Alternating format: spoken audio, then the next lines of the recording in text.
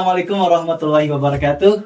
Teman-teman semuanya, kembali lagi bersama saya di program SMS Strategi Menyelesaikan Skripsi. Dan di sini tentu saya tidak sendiri ya teman-teman. Di sini kita ditemani oleh narasumber yang luar biasa nih sepertinya ya. Sebelumnya kita tanya-tanya terlebih dahulu ya kepada narasumber. Baik, Kang, siapa nih Kang namanya Kang?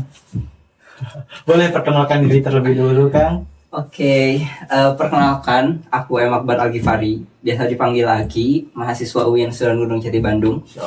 Udah selesai sebenarnya sesuai dengan tema yang mau kita angkat malam ini, dan jurusannya itu Hukum Ekonomi Syariah. Oke, boleh dijelaskan kegiatan Akang pada kesibukan Akang yang dialami sekarang? Untuk kegiatan sekarang, aktivitasnya cuma jadi tim aja di Rubin, sekaligus tahun terakhir ya sebagai peserta Rubin.id gitu ya, sembari menunggu aktivitas ini ya, nanti agenda wisuda gitu di bulan Desember nanti gitu. Selain itu beberapa kegiatan dan freelancing aja gitu buat nambah-nambah income, kebutuhan, kayak gitu aja sih selama ini. Oke, sebelumnya Rubin.id ya tadi ya, boleh tahu Rubin.id itu apa sih Kang Akbar? Rubin.id ini kayak sebuah platform atau tempat gitu ya, pembinaan buat mahasiswa khususnya yang akan dibina nantinya itu tentang sisi keagamaannya, terus sisi skillnya juga, dan merupakan kayak bagian dari beasiswa gitu. Tapi beasiswanya bukan dalam bentuk nominal uang, tapi bentuk lain gitu ya, seperti rumah pembinaan ataupun kegiatan pembinaan lainnya. Oke, berarti Kang Akbar sudah menyelesaikan skripsinya ya? Masya Allah. Iya, udah. Dalam menyelesaikan skripsinya Kang Akbar nih, ada nggak sih problem-problem yang dihadapi ketika menyelesaikan skripsi? Mungkin ada kan stigma-stigma yang mengatakan bahwasanya dosen itu susah ditemui, gila lah, kan banyak tuh para mahasiswa tuh ya kan gitu. Kalau Kang Akbar sendiri apa sih problem-problem yang dialami sama Kang Akbar dalam proses menyusun skripsi ini? Nah, kalau problem mungkin tadi sama ya, kayak lebih ke dosen. Lebih ke dosen. Ternyata guys, problem di dosen itu bukan hanya realita. Ya, itu realita sebenarnya. Bahkan untuk setiap mahasiswa meskipun pasti bakal beda-beda gitu, karena dosen pembimbing ataupun dosen pembimbing pastinya ya, bakal beda-beda juga setiap mahasiswa. Tapi untuk case di aku sendiri itu dosen pembimbing ya khususnya. Dan selain itu mungkin problem personalnya itu lebih ke kayak waktu untuk manage-nya. Karena sebenarnya pas awal sempro gitu, itu lancar aja. Pas semester depannya mau ngurusin skripsi, bukan nggak lancar, tapi kayak aktivitas itu lebih sibuk di tempat lain gitu. Jadi akademiknya itu agak tersisihkan gitu. Nah itu tuh salah satu, nanti mungkin kita share bagian itunya. Tapi emang kebanyakan orang-orang biasanya di semester akhir itu banyak yang menggunakan waktu kosong, waktu skripsinya itu buat bekerja ya? Iya, karena kita kan nggak ada waktu buat kampus ya, nggak ada kelas, kayak full kosong dari Senin sampai Minggu, kayak kasarnya tuh sayang aja gitu kalau misalnya kosong gitu aja.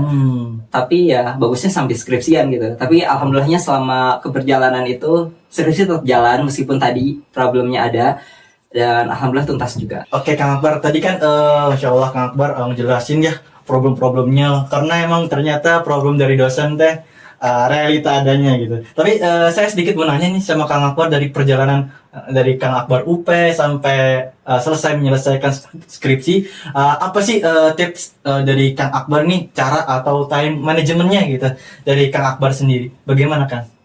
Oke.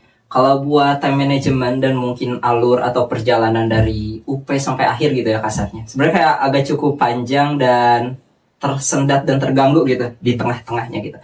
Tapi pas awal, karena kalau di UIN itu kan ada matkul metodologi penelitian. Nah, si dosennya itu Ibu Cucu, beliau itu kayak benar-benar ngasih tips ke anak-anak mahasiswa itu, ini matkul ini pakai buat nanti persiapan seminar gitu. Jadi emang kebanyakan mahasiswa itu pakai hasil tugasnya itu buat seminar juga gitu, yang benar-benar nanti bakal dipakai ke depannya. Dilanjut gitu ya kan ya. Ya, dan aku juga salah satunya yang selesai dari tugas sampai UP. Makanya kalau matkul itu gak tau semester 5 apa semester 6, tapi semester 7 tuh langsung bisa didaftarin gitu. Jadi kayak bulan Oktober tuh udah UP 2023 ya. 2023 ya, benar? Iya, benar. 2023. Nah, setelah 2023 itu kan teman-teman yang lain pada UP. Nah, dari November sampai sampai jauh sekali sampai mulai lagi itu bulan Juni sebenarnya. Jadi dari November sampai bulan Juni itu kosong, nggak ngerjain apapun selain daripada ngeberesin ujian apa yang kedua tuh. Komprehensif ya. Oke. Ujian yang kedua itu komprehensif, itu bisa dikerjain. Nah, tapi skripsi itu nggak dikerjain. Nggak dikerjain gitu ya. Karena tadi waktu yang disampaikan ada problem waktu secara personal, ngegunain waktu libur itu buat kerja gitu. Nah, jadi dari November sampai Desember libur itu kan semester 7 libur ya. Masih ada kelas. Nah, dari libur sampai Juni itu ada pekerjaan. Jadi hampir satu semester itu kerja gitu. Dari Desember sampai bulan Juni itu. Dan kerjanya tuh banyak yang udah mah ada online, ada offline, full dari Senin sampai Minggu selalu ada kegiatan. Jadi gak ada waktu buat ngerjain skripsinya. Nah, makanya kayak agak bingung pas waktu itu tuh. Kayak takut banget. Tapi buat ujian keduanya si komprenya itu kan tetap itu gampang ya, dalam arti gampang itu beda sama skripsi kan terpisah gitu. Jadi itu diusahain tetap bisa bareng sama teman-teman yang lain dan selesai juga. Kalau di Sharkum, karena aku fakultas Sharkum ya, kita tuh harus nyelesain 2 ujian dulu baru bisa sidang. Nah, kalau enggak 2 ujian belum bisa sidang. Nah, makanya kayak kalau udah 2 sidang itu 2 ujian itu baru kita nanti sidangnya lanjut. Nah, sepanjang jalan itu sebenarnya dari Januari itu udah ada ngobrol-ngobrol sama si dosen pembimbing gitu, gimana ini keberlanjutan si skripsi, bimbingannya seperti apa dan lain sebagainya, karena pengen tahu juga kan buat ngatur waktu nantinya. Nah, tapi qadarullah pas waktu itu salah satu dosen pembimbing itu suaminya lagi sakit gitu. Dan beberapa waktu kemudian suaminya itu meninggal dunia. Jadi kayak agak canggung gitu buat ngajuin jadwal bimbingan gitu ke dosennya. Nah, sedangkan dosen 2 ku tuh pengen kayak berbagai macam hal itu sesuai persetujuan dosen pertama gitu. Jadi si dosen kedua itu ngasih arahan-arahannya setelah persetujuan si dosen pertama. Sedangkan tadi kasusnya di dosen pertama seperti itu. Jadi bukan dosennya yang killer atau kayak gimana sebenarnya. Dosennya alhamdulillah baik banget, makanya bisa selesai juga. tapi tadi masalah itu. Jadi kayak canggung, dan karena canggung itu mending kerja. Mending kerja. Gitu. Mending kerja. Jadi kayak memaksimalkan waktu aja. Nah, setelah pekerjaan terakhir juga selesai di bulan Mei sampai Juni itu, nah baru bulan Juni itu bisa mulai bimbingan, kayak mulai ngawalin lagi gitu. Awal-awalnya tuh dari bulan Mei pertengahan itu udah mulai komunikasi, ini harus kayak gimana, minta waktu dan lain sebagainya, baru lancar ke depannya sampai sepanjang 2 bulan itu benar-benar full nugas skripsi gitu ya. Dari mulai revisian banyak sampai benar-benar input itu sampai prasyarat buat munaqashah juga. Gitu. Masya Allah, bagus banget ya guys ya. Tadi kan dijelasin ya guys ya bagaimana proses yang luar biasa tentunya. Ternyata saya tadi ngambil satu poin. Ternyata stigma-stigma yang orang itu ternyata nggak selalu selamanya benar ya ternyata teman-teman. Yang mana stigma-stigma yang tadi di awalnya ternyata kirain dosen itu killer atau apa, ternyata ini enggak gitu. Apalagi ini Uin ya, yang Uin ini ternyata enggak apa ya? Sekilar itu. Enggak sekilar itu gitu teman-teman. Jadi jangan takut buat teman-teman yang mau mengerjakan skripsi. Semua dosen pasti membela anaknya, atau kita sebagai anaknya tentunya. Dosen itu nggak bakal menyusahkan anaknya, seperti halnya apa sih namanya dalam suatu hadis apa ya, lupa barang siapa yang memudahkan suatu perkara orang lain, maka Allah akan memudahkan perkara tersebut. Seperti itu ya teman-teman. Jadi jangan takut skripsi. Oke, tadi kan juga dijelasin juga proses apa sih namanya perjalanannya, dan ternyata Kang Akbar ini sempat break ya, nggak ngerjain skripsi selama 5 bulan ya, hampir semester, karena emang ada kondisi lain hal seperti yang tadi yang disampaikan ya, Akbar, dosennya suaminya meninggal, jadi terkendala di situ. Oke Kang Akbar, dari Kang Akbar sendiri selama menyelesaikan skripsi, apa sih tips dan trik dari Kang Akbar supaya teman-teman nih yang nonton nih bisa cepat menyelesaikan skripsi, nggak takut skripsian ya? Apa sih motivasi dari Kang Akbar sendiri? Oke, buat tipsnya sebenarnya kalau dari perjalanan ya, karena semua perjalanan kan bakal beda. Jadi di disclaimer dulu, ini berdasarkan true story aja gitu. Nah, yang pertama itu kan kita pasti kalau semester 7 ya, anak-anak yang mau mulai skripsian itu pasti diawali di semester 7-an gitu ya, paling enggak aja di semester 7 gitu. Maksimalin gitu untuk ide skripsi kedepannya gitu dari tadi. Kalau misalkan anak UIN ya, sama gitu kayak anak UIN Bandung kan pasti ada matkul yang sama. Pastiin di metodologi penelitian itu pakai tugasnya itu buat kedepannya juga. Jadi benerin gitu di sana, jangan cuma mau ikutan kelasnya doang. Nah, jadi nggak ikutan kelas doang, tapi bener-bener ada di sana ikutan tugasnya full dan kita benar-benar mau pakai si ide skripsi kita itu buat kedepannya, yang bisa nanti diajuin jadi proposal penelitian kita. Itu yang pertama sih. Dan maksimalin juga waktunya gitu. Kan sekarang harusnya masih ada waktu ya buat UP, dan mungkin kedepannya juga harusnya tetap ada waktu. Jadi selama ada waktunya tuh maksimalin hasilnya, terus kita ajuin juga langsung gitu kalau emang udah fix dan emang dapat persetujuan juga dari si pembimbing. Nah terus buat tadi ya, mungkin dari problem yang aku jalani itu jangan ditiru. Jangan ditiru, tapi ketika udah masuk dan udah beres UP-nya gitu ya, selesain syarat keduanya buat sidang gitu. Entahkah apa harus ada ujian apa dulu, apa harus komprehensif dulu atau lain sebagainya. Pokoknya syarat-syarat kayak gitu harus udah diberesin gitu. Termasuk kan kadang kayak pembayaran dan lain sebagainya juga harus beres ya. Nah semuanya harus beres sampai kita benar-benar tinggal nyiapin prasyarat buat skripsi aja. Nah sepanjang masa ngerjain skripsi, maksimalin waktu dan sediain waktu gitu. Kalau dari pengalamanku harusnya seperti itu. Karena biar nanti tugasnya enggak menumpuk, bab-babnya enggak menumpuk. Karena kalau menumpuk, kecuali kita punya motivasi buat ngerjain, enggak bakal selesai kalau kita enggak punya waktu dan enggak punya motivasi. Terus maksimalin juga dosennya gitu. Kayak tadi misalnya stigma dosen itu killer lah atau apalah. Kita harus tahu gitu karakter mereka seperti apa, negosiasi bareng mereka itu seperti apa. Karena kan dosen 1, dosen 2 itu pasti bakal beda-beda karakternya. Gitu, kita harus kenali mereka juga, harus kenal deket sama mereka, dan pastiin setiap waktu yang mau kita gunain bareng mereka itu dimaksimalin gitu. Kalau mereka nyediain waktu di A, maksimalin bisa di sana datangnya.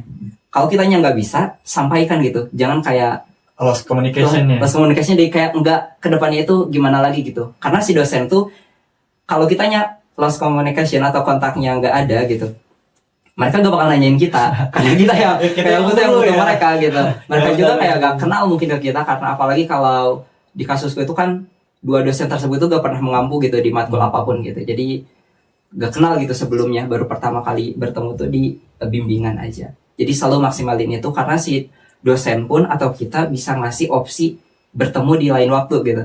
Nah, dan itu maksimalin minimalnya di 1 minggu itu ada bimbingannya, ada sesuatu yang direvisi, ada sesuatu yang dievaluasi, ada sesuatu yang berhasil. Dan selalu yang berhasil itu kita tuh sampaikan, kayak kalau bimbingan sebelum kita kan bakal ada 2 bimbingan ya.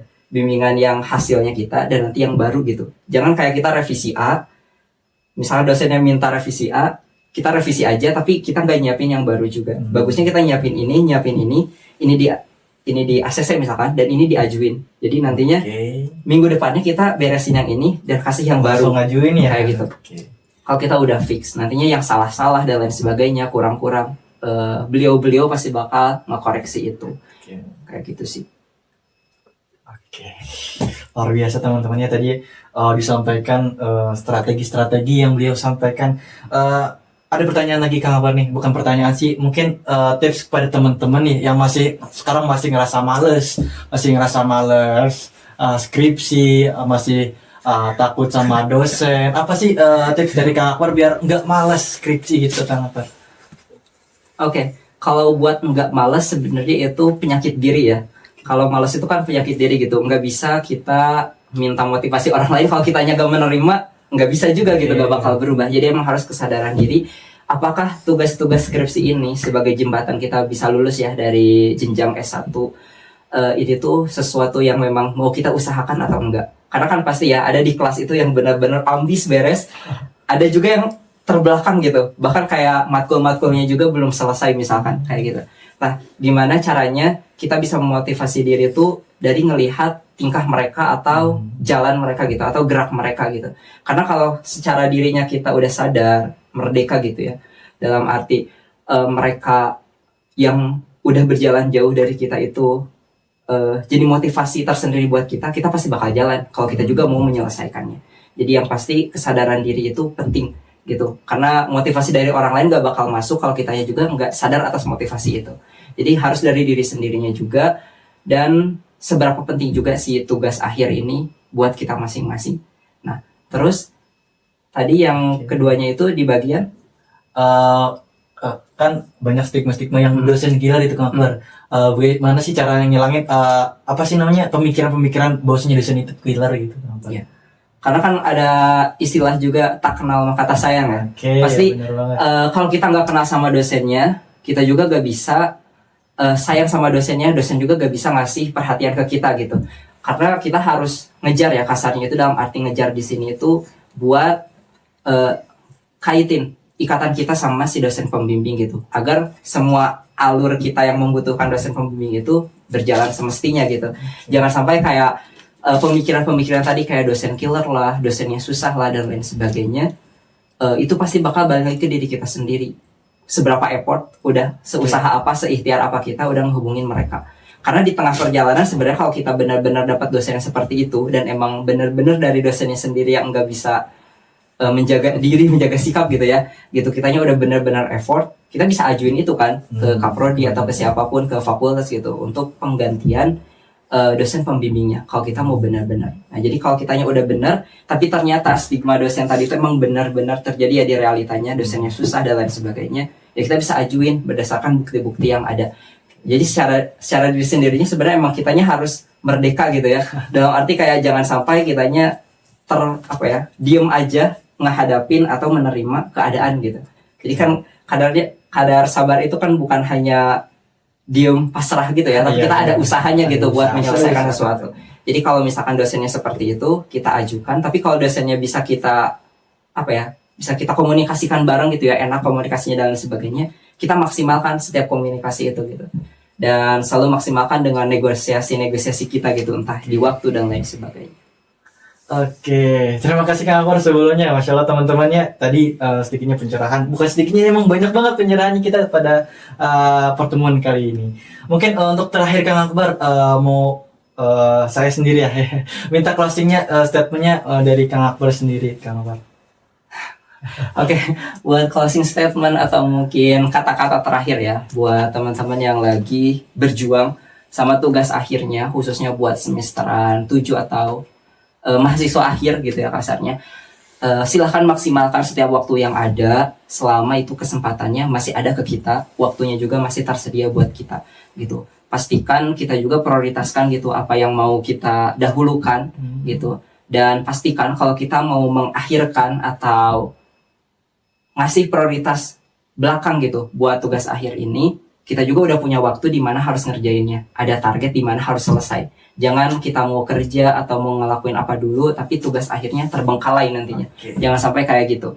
Jadi kalau misalkan dariku sendiri, pastikan time management, plotting, prioritas kita itu udah jelas gitu. Apapun yang mau kita dahulukan, entah tugas akhirnya ataupun pekerjaan kita, aktivitas kita dan lain sebagainya, tapi tetap terplotting di tempat-tempatnya. Jadi tetap selesai di waktu yang emang udah kita targetkan. Dan kita harus ingat juga sama waktu yang udah kita targetkan tadi. Jangan sampai udah deket-deket, udah deadline, ini harusnya kita kerjain di bulan ini dan lain sebagainya. Akhirnya terbengkalai, malah nambah semester, nambah biaya, nambah lain sebagainya, dan kita sendiri yang nyesel gitu. Karena kan waktu nggak bisa balik lagi ya.